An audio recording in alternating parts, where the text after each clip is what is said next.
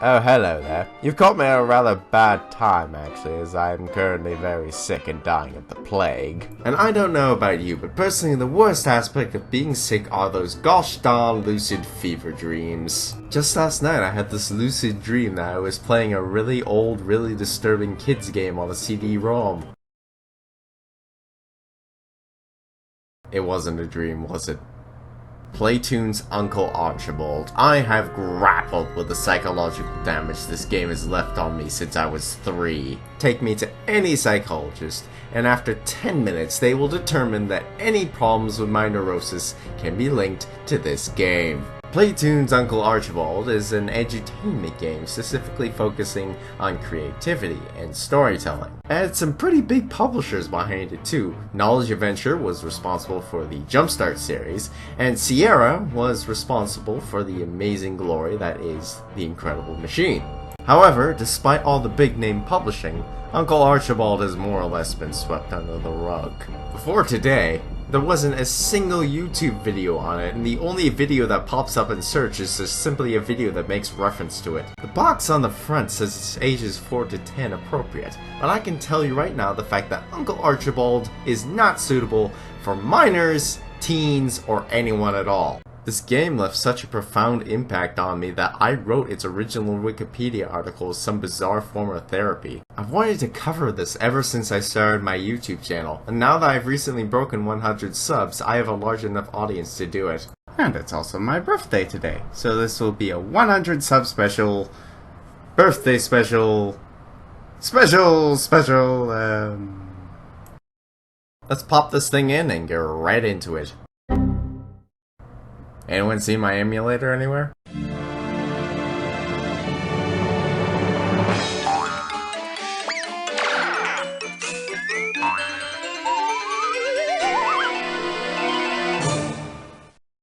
When we boot up the game, we're greeted with an entire menu bar covered in ketchup, or at least I hope that's ketchup, and 2 options. Story and animation thing.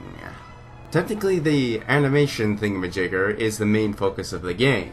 However, the emulator managed to break it, so unfortunately we won't be covering that at all. Besides, I mostly wanted to go in depth about the stories. Let's get started.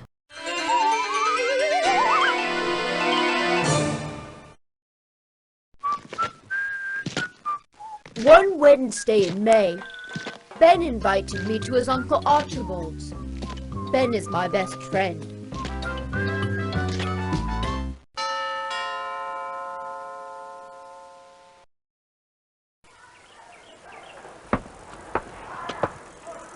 Uncle Archibald has a funny sort of shop at the end of Willow Street. Seen from the outside, it doesn't look like much. But inside, it's a real labyrinth. In Uncle Archibald's shop, big shelves go right up to the ceiling. They're filled with strange objects and books full of mathematical formulae. After each little cutscene, we can go around and click stuff in the scene, sort of like a humongous entertainment game, a la Pajama Sam or Putt Putt. What separates this game from the humongous, though, is the fact that the programmers downed an entire bucket of bad shrooms and then decided to design the entire game based on that terrible trip. To be absolutely fair, there are some tame moments in the game, like this one.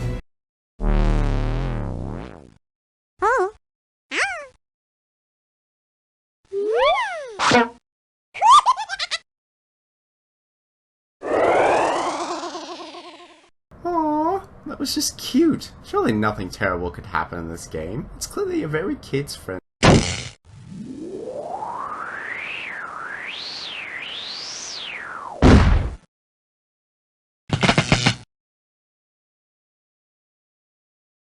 Ages 10 through 4, ladies and gentlemen. So basically the main plot of the game is that this kid we see in the intro cutscene is going to see Uncle Archibald's nephew, Ben, in order to accomplish some sort of chemistry experiment. But before they do any of that, they go on Uncle Archibald's computer to look at various things he's left open. I think you know what they're looking at. It begins with a P, and young boys like to look at it. They're looking at pictures of monsters. Get your head out of the gutter. He writes stories at night. And it was one of these stories that we could read on the screen.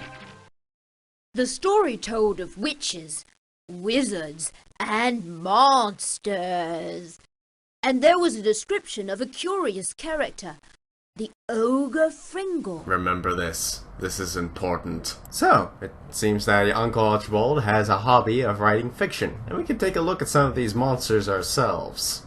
Bauf, Chanel, I don't know how to pronounce this one. Labalos, Gimpy, Dumpy, Snoopy. Also, you don't really need to look very far to realize that the designs for these monsters are quite uncanny. Ages 4 through 10.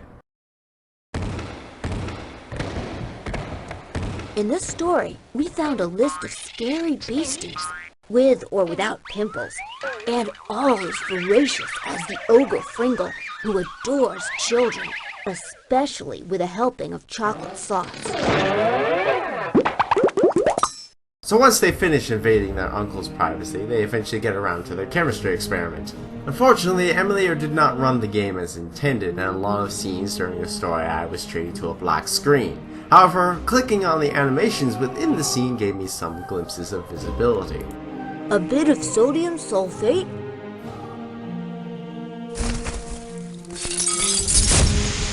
Okay, this is a bit of a tangent right here, but sodium sulfate is an aqueous solution and doesn't volatilely react with anything as shown here. Plus, it's also irritable, so picking up with your bare hands is a bad idea. A zest of nitric acid? Wait. Nitric acid?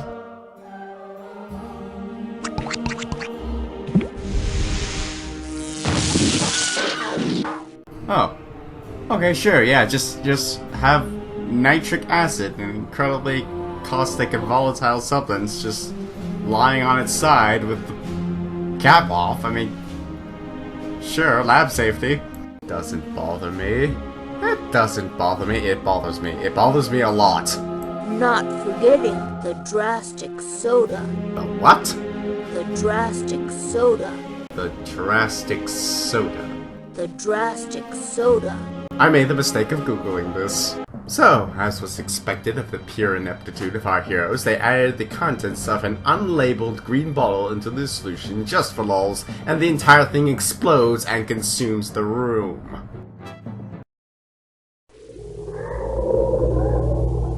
A sinister fog invaded the staircase, and then the whole house. We were petrified.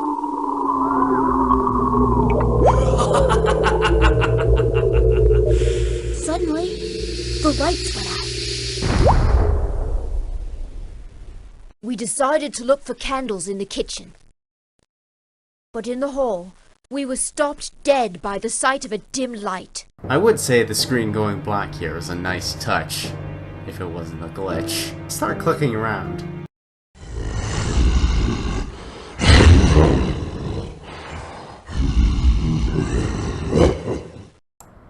That wasn't the way to the kitchen, right? I mean, I saw a little door. Let's check that out.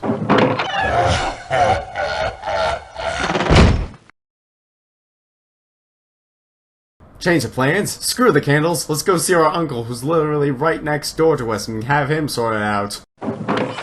We heard funny noises behind the door.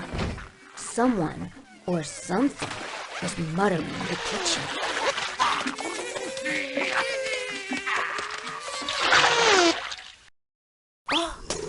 An enormous furry crocodile was rummaging around in the fridge and mumbling. Fringle! It was Fringle the Ogre! The one from the story! Horrible and enormous. Can we just get a shot of that last frame? No, not that one, the one before it. Ages 4 through 10. Okay, you know what? No, I'm sick of doing that joke. Seriously, what the actual fuck? Hello, I'm Fringle the Ogre. I eat kids with a helping of chocolate sauce, but I can't find the chocolate sauce. Okay, I have a million places where I could start. Is this thing the apex of horror? No, clearly not. Is it still freaky as heck though and doesn't belong in the kids game? distinctly. Now, it's just my guess, but I can imagine that a few of you are sitting there thinking, "Mana, you wuss, how could this Eeyore ripoff be possibly compared to the horrors of things like Junji Ito or the Xenomorph?" Well, let's just take a look at the internet's favorite beacon of controversy at this point. No, not that one. Talking about FNAF, people. I mean, when it first came out, it was considered pretty much the apex of all horror genre. That was before it got watered down to oblivion, anyway. And look at its character designs. Pretty simplistic, and yet slightly grotesque and creepy. And abrupt shock value. But I'm getting sidetracked. Let's see what Mr. Fringale is up to. Here's the chocolate sauce. Now let's eat.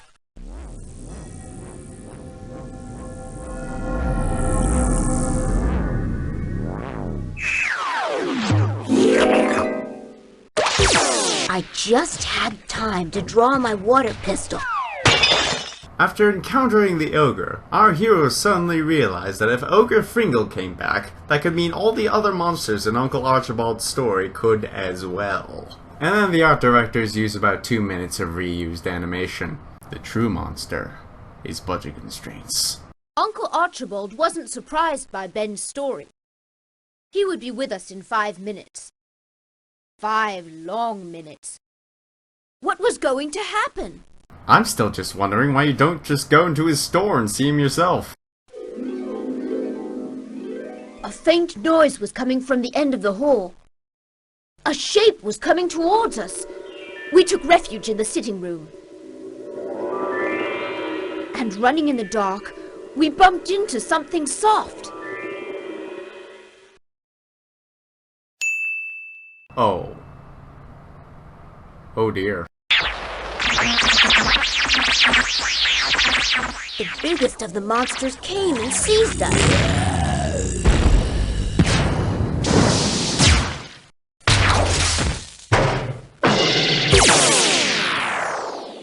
What do you think we can do with these two jokers?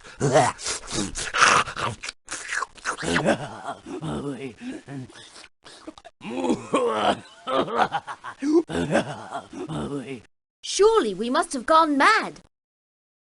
Or else it was a dream. The biggest monster wanted to throw us to the others. How could we get out of this? Let's stop clicking on things. We could cook them, couldn't we? Cook them. We could cook 'em? We could cook them. In times of great crisis, the few words of mighty men imprint themselves in our minds. Martin Luther King Jr. said, "I have a dream." John F. Kennedy said, "We choose to go to the moon." And today, people of my country, of Earth, rejoice! For we have the drive, the ability, the will to accomplish it. Because we can, and we will, cook 'em! Let's eat them raw. The dream is dead. Nah, let's cut them into little pieces, I say we should squash them. We must boil them in oil. Burn them slowly over a fire.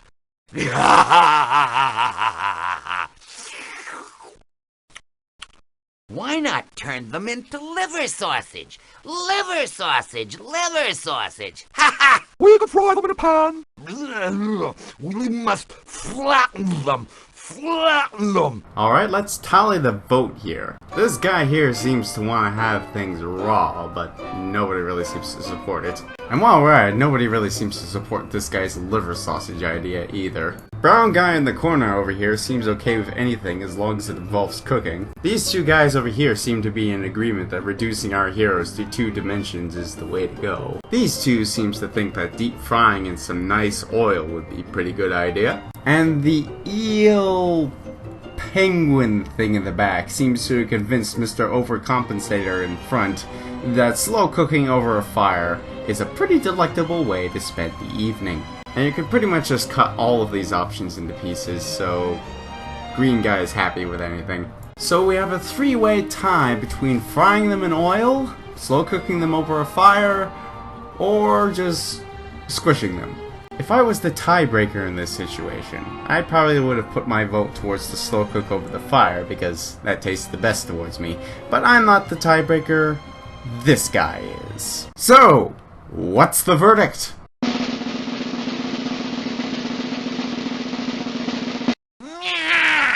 I want a leg! A leg! A leg! Yeah!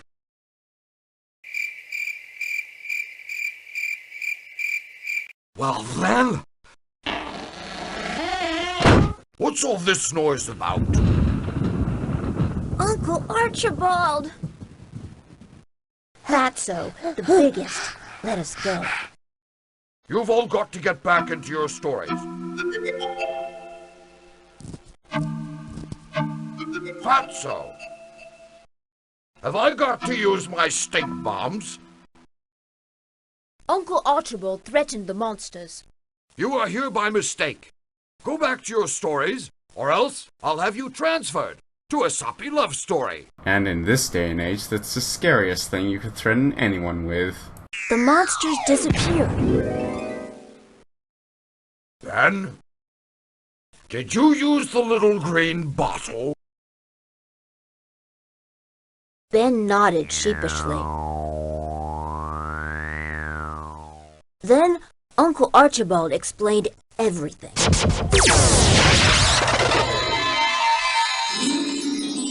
There's only one way to make these imaginary characters real. You've got to use the little green bottle. It contains a magic potion. By using it in your experiment, you invented something extraordinary. Something that has the power to materialize things that we imagine. This preceded by the apparition of a dense fog. Did you see that fog?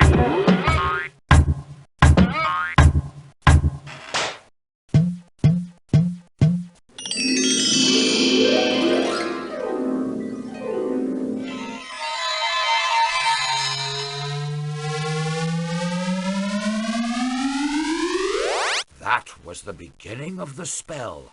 Oh, how I wish I could have seen it. And the game ends and the credits roll. Thank you, Jeffrey, for scarring my life. Now, if you excuse me, I'm going to enjoy myself to some nice steaks. We could cook 'em. Sure, we can do that.